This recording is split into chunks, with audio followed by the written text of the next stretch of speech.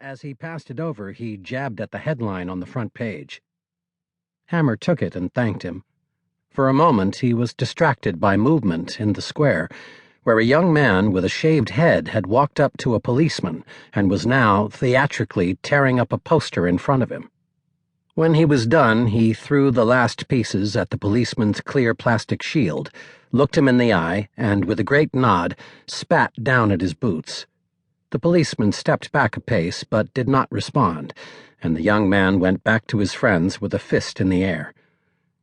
Hammer weighed the paper in his hand, felt a moment of fondness for the cheap ink that came off on his fingers, and took in the lead story to the extent that he could. A single word in fat round letters ran across all 6 columns, and below it, extending beyond the fold, 2 photographs. One of a devastated building, its front blown off, the other of the man whose fanged face was being brandished in the square.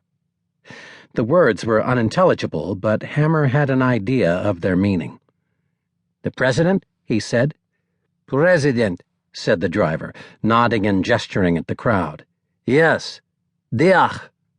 He's the guy who started all this, huh?"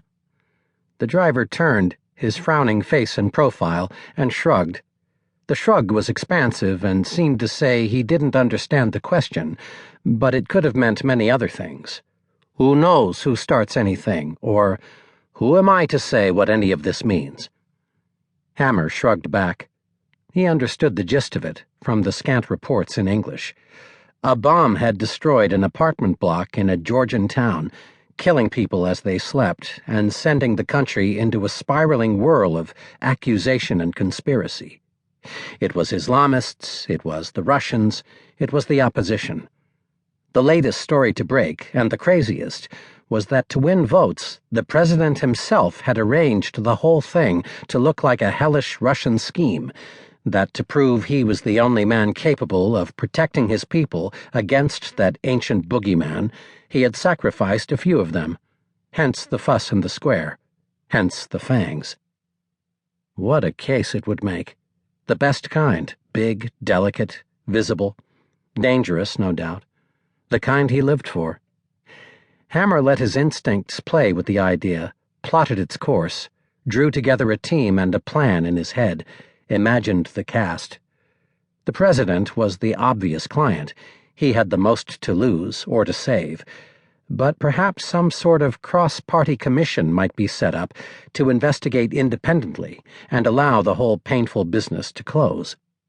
It could be done for the right fee, but it wasn't what he was here to do, and he had no intention of becoming involved. Besides, Carlo Torelli would have to take part, and Carlo was dead. What kind of case would it be without the man whose scoop had caused this whole mess in the first place? Hammer put the paper down, and taking a handkerchief from his pocket, cleaned the ink from his fingers. Ahead, cars were beginning to turn round in a mess of back and forth. Some freed themselves and came back up the hill, dusty Ladas and worn 4x4s, but the narrow entrance to the square was soon hopelessly clogged, and horns began to overpower the chance. Space opened up in front of them. The driver swore, pulled out fast into the path of an oncoming taxi, and braked with a jolt before the 2 cars met. Shevitsi! An inch apart, the cars stared at each other. Hammer's driver hit the steering wheel with the palm of his hand, waved his fist at the windshield, and pointed to the side street into which he wanted to turn. Expressionless behind the dust on its windshield, the other car stayed put. The driver leaned on his horn, adding to the chorus. "Use the sidewalk," said Hammer, but the driver merely raised a resigned hand. "Use the curb." In the square, activity again caught Hammer's eye. Another of the protesters, an old man with his belly lazily showing through his unbuttoned denim shirt, had torn the board from his placard and was now sweeping the wooden pole in front of him, like an uncertain swordsman finding his range. Others were doing the same, running skirmishes up to the line of police, who had begun to shuffle together stiffly. Before, there had seemed plenty of them. Suddenly there did not. Hammer checked his watch. His plane had landed 2 hours ago.